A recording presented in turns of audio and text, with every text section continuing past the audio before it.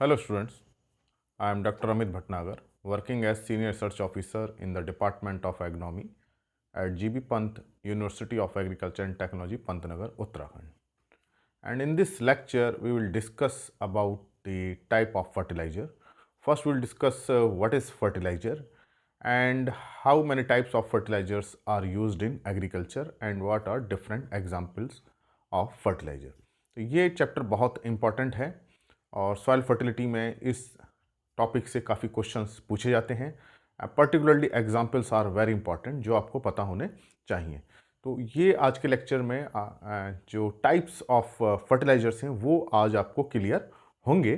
तो ये जो मैंने बोर्ड पे लिखा हुआ है, आप वीडियो को पॉज करके पहले ये टाइप्स को उतार लीजिए और उसके बाद जो मैं लेक्चर दूंगा, इनको जो एक्सप्लेन करूंगा, जो एग्जांपल्स दूंगा, आप उसको नोट करते चलिए। तो आपके पास एक कंप्लीट लेक्चर हो जाएगा जो आपके लिए काफ़ी हेल्पफुल होगा। तो फर्स्ट हम देखें फर्टिलाइज़र। तो फर्टिलाइज़र क्या है? Fertiliser actually is any material that provide the nutrients to the plant. तो ऐसा कोई भी मटेरियल जो हम प्लांट न्यूट्रिएंट के सोर्स में यूज़ करें उसको हम फर्टिलाइज़र कह सकते हैं, कोई भी मटेरियल हो। तो इसका मतलब यह है कि जैसे काऊ डंग है वो भी फर्टिलाइज़र है क्योंकि उससे न्यूट्रिएंट हम यूज़ करते हैं। क्रॉप रेजिड्यू है उसको भी हम रिसाइकिल करके क्रॉप न्यूट्रिएंट में यूज़ करते हैं, वो भी फर्टिलाइज़र है। सीवेज एंड सलज को अगर हम देखें वो भी जो है न्यूट्रिएंट के लिए यूज़ किया जाता है, वो भी फर्टिलाइज़र है। तो फर्टिलाइज़र एक बहुत ब्रॉड टर्म है। तो इसमें कोई भी ऐसा मटेरियल जिसका पर्पस क्या हो to supply plant nutrient is called fertiliser. तो जो जनरली हम फर्टिलाइज़र को हम जो परसेप्शन लेते हैं, जो कॉमन साइंस में हम लेते हैं कि फर्टिलाइज़र जो है फैक्ट्री में प्रोड्यूस होता है, ये जनरल कॉमन हमारा मानना ऐसा होता है। लेकिन अगर हम उसको साइंटिफिकली हम देखें तो फर्टिलाइज़र कोई भी ऐसा मटेरियल हो सकता है जो कि प्लांट न्यूट्रिएंट को करे।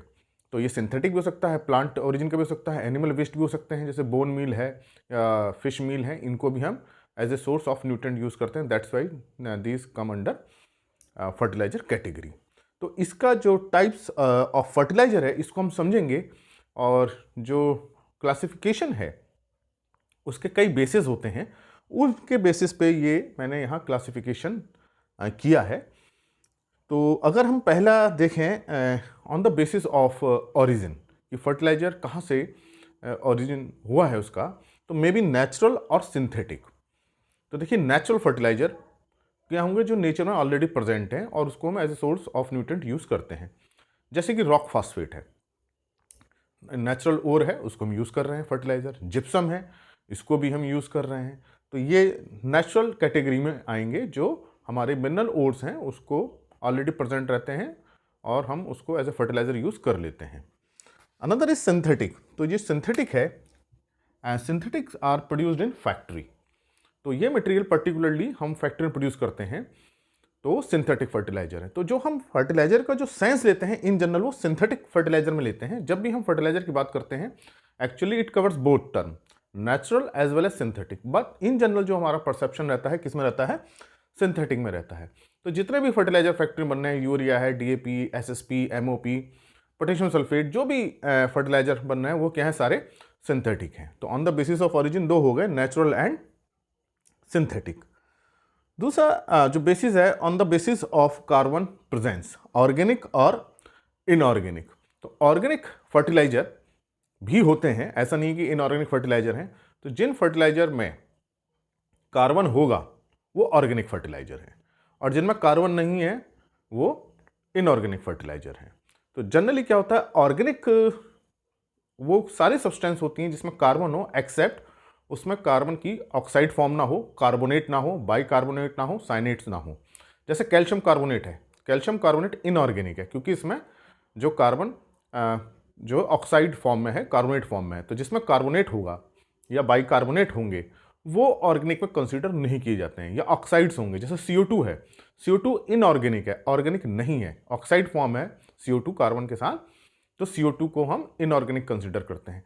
मैग्नीशियम कार्बोनेट है, इसमें कार्बन है लेकिन इसे इनऑर्गेनिक कंसीडर करते हैं। तो ऑर्गेनिक में जो डेफिनेशन है उसमें वैसे तो carbon containing compound except oxides, carbonate, bicarbonate and cyanates, इनको अगर हम हटा देते हैं कार्बन को, बाकी जितने कार्बन कंटेनिंग कंपाउंड्स हैं उसके हैं ऑर्गेनिक हैं। तो ऑर्गेनिक फर्टिलाइजर कौन से हुए? अब ये भी नेचुरल सिंथेटिक हो सकते हैं। नेचुरल में देखिए क्रॉप रेजिड्यू है, ये ऑर्गेनिक है। और कोई भी हम अगर प्लांट एनिमल वेस्ट यूज़ कर रहे हैं, जैसे बोन मील यूज़ कर रहे हैं, वो भी ऑर्गेनिक है। ब्लड मील यूज़ कर रहे हैं, वो भी ऑर्गेनिक है। और अगर हम ग्रीन मैन्योर यूज़ कर रहे हैं, वो भी ऑर्गेनिक है। अब इनऑर्गेनिक कौन से हैं? जो इसमें कार्बन नहीं है। तो जैसे कि डीएपी है, इसमें कार्बन नहीं है। तो इन जनरल सिंथेटिक फर्टिलाइजर्स जो होते हैं उसमें कार्बन नहीं होता है। लेकिन यूरिया जो है ऑर्गेनिक फर्टिलाइजर है, क्योंकि इसका देखिए आप फार्मूला देखेंगे क्या है, NH2CONH2 केमिकल फार्मूला इसका ये है। तो इसमें कार्बन है। तो ये याद रखिए, यूरिया जो है ऑर्गेनिक फर्टिलाइजर है, लेकिन इसको ऑर्गेनिक फार्मिंग में यूज नहीं करते हैं क्योंकि ये क्या है, सिंथेटिक है। तो ऑर्गेनिक फार्मिंग में सिंथेटिक कंपाउंड्स को यूज नहीं किया जाता है। This is the reason that urea is not used in organic farming. हालांकि ये ऑर्गेनिक है, लेकिन चूंकि सिंथेटिक है, इस कारण से इसको ऑर्गेनिक फार्मिंग में यूज नहीं करते हैं। तो आपको जितने भी हमारे जितने फर्टिलाइजर्स हैं इन जनरल, जितने सिंथेटिक हैं, वो क्या है, इनऑर्गेनिक है। यूरिया के बारे में एक बहुत इंटरेस्टिंग फैक्ट यह है कि this is the first synthetic organic compound which was synthesised in lab. ये पहला ऐसा ऑर्गेनिक कंपाउंड है जिसको लैब में सिंथेसाइज किया गया है। अदरवाइज ऑर्गेनिक कंपाउंड कहाँ ओरिजिनेट होते हैं, प्लांट बॉडी में एंड एनिमल बॉडी में। तो लेकिन ये ऐसा ऑर्गेनिक कंपाउंड है, फर्स्ट ऑर्गेनिक कंपाउंड जिसका लैब में जिसका सिंथेसिस किया गया था। तो एक बहुत इंटरेस्टिंग फैक्ट ये भी ये पता चला होगा आपको। और क्यों नहीं यूरिया को हम ऑर्गेनिक फार्मिंग में यूज करते हैं ये भी पता चला होगा। और यूरिया ऑर्गेनिक है, एक फैक्ट शायद आपको ये भी पता चला हो। तो आप इसको नोट करते चलिए, कंपटीशन में पूछा जा सकता है कि क्यों, रीजन असर्शन में पूछा जा सकते हैं इस तरह के questions. Then on the basis of nutrient content, straight fertiliser, complex fertiliser, mix fertiliser. तो देखिए स्ट्रेट फर्टिलाइजर वो होता है जिसमें एक प्राइमरी न्यूट्रिएंट हो। अब देखिए प्राइमरी न्यूट्रिएंट क्या है, प्राइमरी न्यूट्रिएंट 3 है। प्राइमरी जो है न्यूट्रिएंट NPK। और सेकेंडरी न्यूट्रिएंट कौन कौन से हैं, कैल्शियम, मैग्नीशियम एंड सल्फर। और ये प्राइमरी एंड सेकेंडरी मिलके ही मैक्रो न्यूट्रिएंट्स बनाते हैं। तो इस प्राइमरी न्यूट्रिएंट्स हम NPK को इसलिए कहते हैं क्योंकि हमारी इंपॉर्टेंस एप्लीकेशन में इन न्यूट्रिएंट्स पे होती है, क्योंकि इनकी रिक्वायरमेंट ज़्यादा होती है, सॉइल में इनका कंटेंट कम होता है। अगर हम देखें इंपॉर्टेंस की बात देखें तो जितने भी 17 इसेंशियल न्यूट्रिएंट हैं सबकी इंपॉर्टेंस बराबर है, इक्वली इंपॉर्टेंट है। लेकिन अगर हम जो एप्लीकेशन की बात करते हैं तो हम ज़्यादा इंपॉर्टेंस नाइट्रोजनस फर्टिलाइजर को और फास्फोरस को, पोटाश को देते हैं क्योंकि इनका अपटेक बहुत ज़्यादा होता है। और secondary importance calcium, magnesium, sulphur की होती है। तो इनको सेकेंडरी न्यूट्रिएंट कहते हैं। ये एक मैंने पूरा क्लासिफिकेशन न्यूट्रिएंट्स दिया है, पूरा लेक्चर अपलोड कर रखा है, उस लेक्चर को देख सकते हैं, आपको ये सारी चीज़ें उस लेक्चर से समझ में आएंगी। तो स्ट्रेट फर्टिलाइजर में क्या होगा, एक प्राइमरी न्यूट्रिएंट होगा केवल। जैसे यूरिया, इसमें केवल नाइट्रोजन है। तो यूरिया किस कैटेगरी में आएगा, स्ट्रेट फर्टिलाइजर में आएगा। एमओपी से केवल पोटेशियम मिलता है, तो ये किस में आएगा, स्ट्रेट फर्टिलाइजर में आएगा। लेकिन डीएपी की हम बात करें, डाई अमोनियम फास्फेट, इसमें 2 प्राइमरी न्यूट्रिएंट मिलते हैं, नाइट्रोजन और फास्फोरस। तो ये स्ट्रेट फर्टिलाइजर नहीं है, डीएपी स्ट्रेट फर्टिलाइजर नहीं है। इस बात को ध्यान से सुनिए, क्योंकि स्ट्रेट फर्टिलाइजर में केवल एक प्राइमरी न्यूट्रिएंट होगा। फिर होता है कॉम्प्लेक्स फर्टिलाइजर। कॉम्प्लेक्स फर्टिलाइजर में 2 या 3 प्राइमरी न्यूट्रिएंट होंगे। एंड नाइट्रोजन फास्फोरस हो सकता है, नाइट्रोजन फास्फोरस के साथ पोटेशियम भी हो सकता है, या नाइट्रोजन के साथ पोटेशियम हो सकता है, या फास्फोरस के साथ पोटेशियम हो सकता है। तो 2 या 3 तीनों प्राइमरी न्यूट्रिएंट होंगे, वो जो फर्टिलाइजर होंगे कॉम्प्लेक्स फर्टिलाइजर होंगे। जैसे डाइअमोनियम फास्फेट, इसमें 2 न्यूट्रिएंट मिल रहे हैं, nitrogen and phosphorus. Primary nutrient के बेसिस पे है स्ट्रेट एंड कॉम्प्लेक्स। तो अगर 2 प्राइमरी न्यूट्रिएंट मिलते हैं तो उसको बोलते हैं बाइनरी फर्टिलाइजर। बाइनरी, कोई भी 2 अगर प्राइमरी न्यूट्रिएंट मिल रहे हैं। अगर तीनों प्राइमरी न्यूट्रिएंट मिल रहे हैं तो उसको बोलते हैं टर्नरी फर्टिलाइजर। में तीनों ही वो होंगे। जैसे एनपीके फर्टिलाइजर आजकल आ रहे हैं, जिसका 12, 32, 16, 12, 32, 16 का फर्टिलाइजर आ रहा है, 10, 26, 26 का फर्टिलाइजर आता है, जिसमें तीनों ही न्यूट्रिएंट होते हैं। तो अगर तीनों ही प्राइमरी न्यूट्रिएंट हैं तो उसको हम बोलेंगे टर्नरी फर्टिलाइजर। अगर केवल 2 ही प्राइमरी न्यूट्रिएंट है तो उसको बोलेंगे बाइनरी फर्टिलाइजर। जैसे नाइट्रोफॉस्फेट है, इसमें नाइट्रोजन भी और फास्फोरस भी है। अगर हम पोटेशियम फास्फेट देखें तो इसमें जो है 2 न्यूट्रेंट हैं, पोटेशियम एंड फास्फोरस। तो ये कॉम्प्लेक्स फर्टिलाइजर हुए। मिक्स फर्टिलाइजर क्या होते हैं कि हमने 2 या 3 फर्टिलाइजर लिए, स्ट्रेट फर्टिलाइजर लिए या कॉम्प्लेक्स फर्टिलाइजर लिए, उसको हमने मिला दिया, अलग अलग फर्टिलाइजर को लेकर के उसको हमने एक जगह मिला दिया, वो हो गया मिक्स फर्टिलाइजर। तो इसमें सभी तरह के न्यूट्रिएंट्स आएंगे, जिस जो फर्टिलाइजर को आप मिलाएंगे वो सारे न्यूट्रिएंट उसमें आ जाएंगे। तो मिक्सिंग कर दी जाती है केवल, ऐसा कोई केमिकल रिएक्शन से कोई फर्टिलाइजर डेवलप नहीं किया जाता, अलग अलग फर्टिलाइजर को लेकर के उसको मिक्स कर दिया, वो हो गया मिक्स्ड फर्टिलाइजर। अनदर जो क्लासिफिकेशन है on the basis of nutrient content. अगर प्राइमरी न्यूट्रिएंट कंटेंट मतलब एनपीके का कंटेंट 25% से ज्यादा है, more than 25%, then it is called as high analysis fertiliser. If it is less than 25%, NPK की बात हो रही है प्राइमरी न्यूट्रिएंट की, then it is low analysis fertiliser. तो ये पूछा जा सकता है कि यूरिया क्या है, हाई एनालिसिस फर्टिलाइजर है या लो एनालिसिस फर्टिलाइजर है। तो देखिए यूरिया में 46% नाइट्रोजन है, तो 25% ज़्यादा हो गया तो हाई एनालिसिस फर्टिलाइजर है। डीएपी को अगर हम देखें तो डीएपी में देखिए 18% नाइट्रोजन है और 46% फास्फोरस है। तो दोनों का सम, क्योंकि नाइट्रोजन फास्फोरस दोनों को जोड़ेंगे क्योंकि हम तीनों प्राइमरी न्यूट्रिएंट का सम देखते हैं। तो 18 + 46 कितना हो गया, 64। तो 64% है, तो ये हाई एनालिसिस फर्टिलाइजर है। अगर एमओपी को देखें, एमओपी में 60% पोटेशियम है, तो ये भी हाई एनालिसिस फर्टिलाइजर है। लेकिन अगर हम एसएसपी को देखें, एसएसपी में देखिए कैल्शियम भी है, सल्फर भी है, फास्फोरस भी है, लेकिन हमें यहाँ प्राइमरी न्यूट्रिएंट देखना है। तो यहाँ प्राइमरी न्यूट्रिएंट इसमें क्या है, फास्फोरस है। फास्फोरस कंटेंट कितना है, 16% है। तो एसएसपी जो होगा वो लो एनालिसिस फर्टिलाइजर है। Then acidic fertiliser, basic fertiliser, neutral fertiliser on the basis of reaction in the soil. तो हम जब कोई फर्टिलाइजर डालते हैं उसके बाद उसका जो रेजिडुअल इफेक्ट सॉइल में क्या आता है, एसिडिक, सॉइल एसिडिक हो जाती है, या एल्कलाइन मतलब pH 7 से ज़्यादा हो गई, एल्कलाइन हो गया, या न्यूट्रल रहा, उस पर कोई इंपैक्ट नहीं आया। उसके बेसिस पे जो फर्टिलाइजर हैं वो एसिडिक, बेसिक और न्यूट्रल।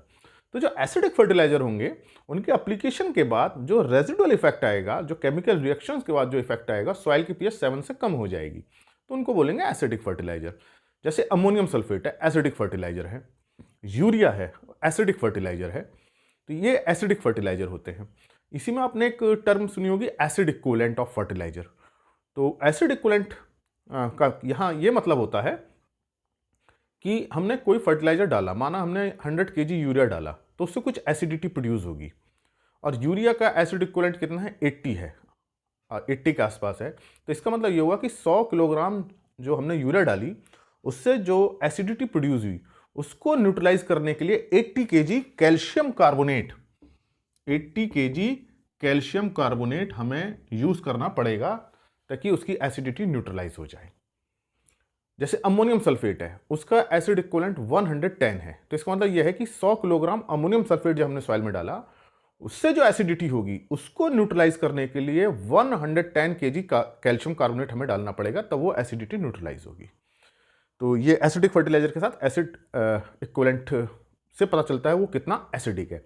तो जितना ज़्यादा एसिडिक इक्विवेलेंट होगा उसका मतलब ज़्यादा एसिडिक होगा। तो यहाँ देखिए अमोनियम सल्फेट का एसिड इक्विवेलेंट 110 है, यूरिया का 80 है, तो इसका मतलब कौन ज़्यादा एसिडिक हुआ, अमोनियम सल्फेट ज़्यादा एसिडिक हुआ। देन बेसिक फर्टिलाइजर, ऐसे फर्टिलाइजर जिनको डालने के बाद रेजिडुअल इफेक्ट क्या होता है, इस तरह से होता है कि pH 7 से ज़्यादा हो जाए। तो जैसे सोडियम नाइट्रेट है, कैल्शियम नाइट्रेट है, पोटेशियम नाइट्रेट है, ये बेसिक फर्टिलाइजर हैं। तो इसमें आपने बेसिसिटी इक्विवेलेंट टर्म सुनी होगी, नहीं सुनी हो तो इसको जाने। बेसिसिटी इक्विवेलेंट क्या होता है, जैसे एसिड इक्विवेलेंट होता है वैसे ही बेसिसिटी इक्विवेलेंट होता है। फॉर एग्जांपल सोडियम नाइट्रेट है, तो इसका बेसिसिटी इक्विवेलेंट 29 है। तो इसका मतलब यह है कि 100 kg सोडियम नाइट्रेट से जो pH इंक्रीज कर रही है, जो एल्कलिनिटी हो रही है, उस उतनी एल्कलिनिटी 29 kg कैल्शियम कार्बोनेट से होगी। मतलब हम 100 kg सोडियम नाइट्रेट डालें, उसकी एल्कलिनिटी देख लें, और 29 kg उतनी एल्कलिनिटी के लिए हमें कितना कैल्शियम कार्बोनेट डालना पड़ेगा, तो 29 kg आएगा। तो ये इक्विवेलेंट कैल्शियम कार्बोनेट की बेसिसिटी के बराबर होता है। तो दोनों ही केस में एसिडिक इक्विवेलेंट में भी कैल्शियम कार्बोनेट को हम स्टैंडर्ड लेते हैं और बेसिसिटी में भी कैल्शियम कार्बोनेट के लेते हैं। एसिडिक इक्विवेलेंट में हम न्यूट्रलाइज करने के लिए देखते हैं, और बेसिसिटी में हम देखते हैं कि एल्कलिनिटी कितनी हो रही है उसको equivalent. Another is neutral fertiliser. कुछ फर्टिलाइजर ऐसे हैं कि जो उनका रेजिडुअल इफेक्ट है आफ्टर केमिकल रिएक्शन, उस पर पीएच पे बहुत ज़्यादा चेंज नहीं आता है। जैसे calcium ammonium nitrate, CAN fertiliser है, इसका न्यूट्रल फर्टिलाइजर है, कोई इंपैक्ट नहीं होता है। एसएसपी भी ऑलमोस्ट न्यूट्रल फर्टिलाइजर है, ये एग्जामिनेशन पूछा सकता है कौन कौन से न्यूट्रल फर्टिलाइजर हैं। और एमओपी भी न्यूट्रल फर्टिलाइजर है। और पोटेशियम सल्फेट ये भी न्यूट्रल फर्टिलाइजर है। तो ये आपको समझ में आ गया होगा कि एसिडिक, बेसिक और न्यूट्रल फर्टिलाइजर क्या होते हैं, एसिडिक इक्विवेलेंट क्या है, बेसिक इक्विवेलेंट, बेसिसिटी इक्विवेलेंट क्या है। Then another criteria is based on nutrient present in fertiliser. तो जो न्यूट्रिएंट प्रेजेंट होता है उस फर्टिलाइजर को में, उसको हम वही नाम देते हैं, वही टर्म कर देते हैं। जैसे नाइट्रोजनस फर्टिलाइजर, तो इसका मतलब क्या है, उसमें नाइट्रोजन हो गया ऐसे फर्टिलाइजर, जैसे यूरिया है, नाइट्रोजनस फर्टिलाइजर है। देन फास्फेटिक फर्टिलाइजर, जिसमें फास्फोरस प्रेजेंट हो, फास्फेटिक फर्टिलाइजर, जैसे कि एसएसपी फास्फेटिक फर्टिलाइजर है। पोटेशियम फर्टिलाइजर, जिसमें पोटेशियम प्रेजेंट हो, पोटेशियम फर्टिलाइजर, जैसे एमओपी है। इसी तरह से अगर उसमें आयरन है, जैसे आयरन सल्फेट, तो आयरन फर्टिलाइजर हो गया। अगर उसमें मैग्नीज है तो मैग्नीज फर्टिलाइजर हो गया। अगर उसमें बोरोन है, जैसे बोरेक्स है, सोल्यूबार बोरोन है, तो वो बोरोन फर्टिलाइजर हो गए। तो ये सिंपल टर्म है कि जो न्यूट्रिएंट प्रेजेंट है वही हम फर्टिलाइजर का नाम दे देते हैं। देन अदर कैटेगरी, मैं इसको अदर में रखा है, इनका कोई ऐसा कोई एज सच कोई बेसिस नहीं होता है क्लासिफिकेशन के। डिफरेंट टाइप के ये फर्टिलाइजर होते हैं जिसके बारे में पता होना चाहिए, या एग्जामिनेशन में पूछा जा सकता है कि किस कैटेगरी के अंडर आता है fertiliser. For example complete fertiliser. तो देखिए, जो प्राइमरी न्यूट्रिएंट्स, अगर तीनों primary nutrients nitrogen, phosphorus, potassium present हैं, तो उसको बोलेंगे हम कंप्लीट फर्टिलाइजर। तो आजकल जो एनपीके मिक्सचर आ रहे हैं, जैसे 12, 32, 16 का फर्टिलाइजर आता है, या 10, 26, 26 का फर्टिलाइजर आता है, इसमें तीनों ही न्यूट्रिएंट है, नाइट्रोजन, फास्फोरस, पोटेशियम, तो इसको बोलेंगे कंप्लीट फर्टिलाइजर। जो तीनों ही प्राइमरी न्यूट्रिएंट को दे वो कंप्लीट फर्टिलाइजर है। Then compound fertiliser.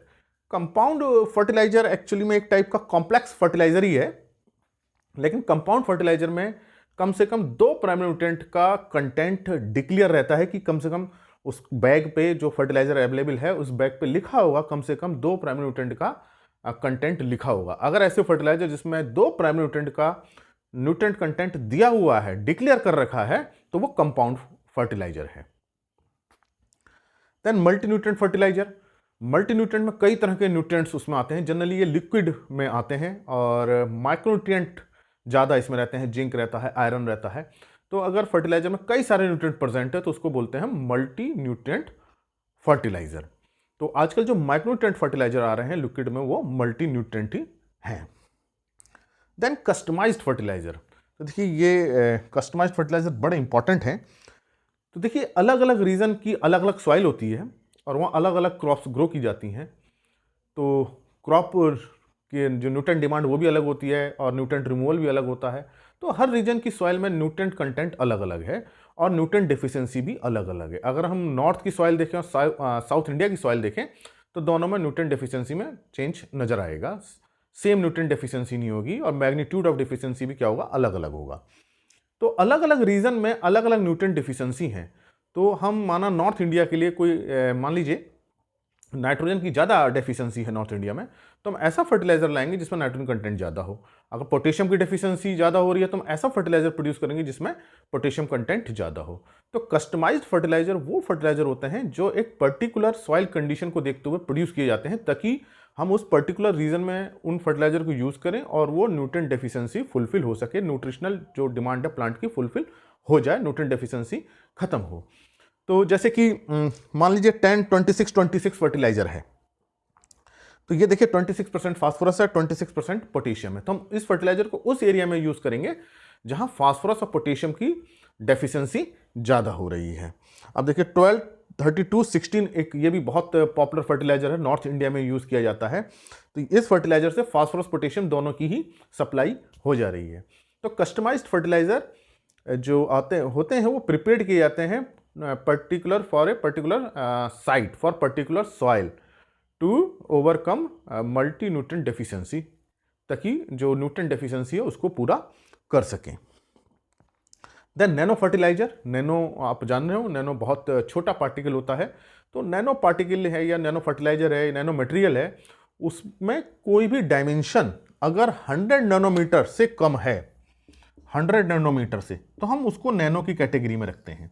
उसकी लेंथ हो, ब्रेथ हो या हाइट हो, कोई भी एक उसकी जो डायमेंशन है वो 100 नैनोमीटर के इक्वल या कम हो तो उसको नैनो बोलते हैं। तो नैनो फर्टिलाइजर प्रोड्यूस किए जा रहे हैं, इनकैप्सुलेटेड रहते हैं, बहुत स्मॉल डायमेंशन में ये फर्टिलाइजर प्रोड्यूस किए जाते हैं। इनकी इफिशियंसी बहुत ज़्यादा होती है, रिएक्टिविटी बहुत ज़्यादा होती है और इनकी न्यूट्रिएंट यूज इफिशियंसी बहुत ज़्यादा है। तो आजकल नैनो फर्टिलाइजर यूज़ किए जा रहे हैं, नैनो यूरिया पे काम चल रहा है, nano copper fertiliser, zinc fertiliser, इन सब पे जो काम चल रहा है। अभी अपनी कंट्री में ये भी इतने पॉपुलर नहीं हुए हैं, लेकिन आने वाले टाइम में काफ़ी पॉपुलर हो जाएंगे। तो नैनो फर्टिलाइजर क्या है, बहुत स्मॉल पार्टिकल के फर्टिलाइजर जिनकी डायमेंशन क्या है 100 नैनोमीटर से कम है। फिर अनदर इज बायो फर्टिलाइजर। इसकी ऐसी कोई सच कोई कैटेगरी नहीं है। बायो फर्टिलाइजर पे एक मैंने पूरा वीडियो अपलोड कर चुका हूं, आप उसको देख सकते हैं। तो बायो फर्टिलाइजर में क्या होते हैं, माइक्रोबियल इनोकुलेंट होते हैं, लिविंग सेल्स होती हैं माइक्रोब्स की, जो नाइट्रोजन को फिक्स करती हैं या फास्फोरस को सॉल्युलाइज करती हैं या पोटेशियम को मोबिलाइज करती हैं।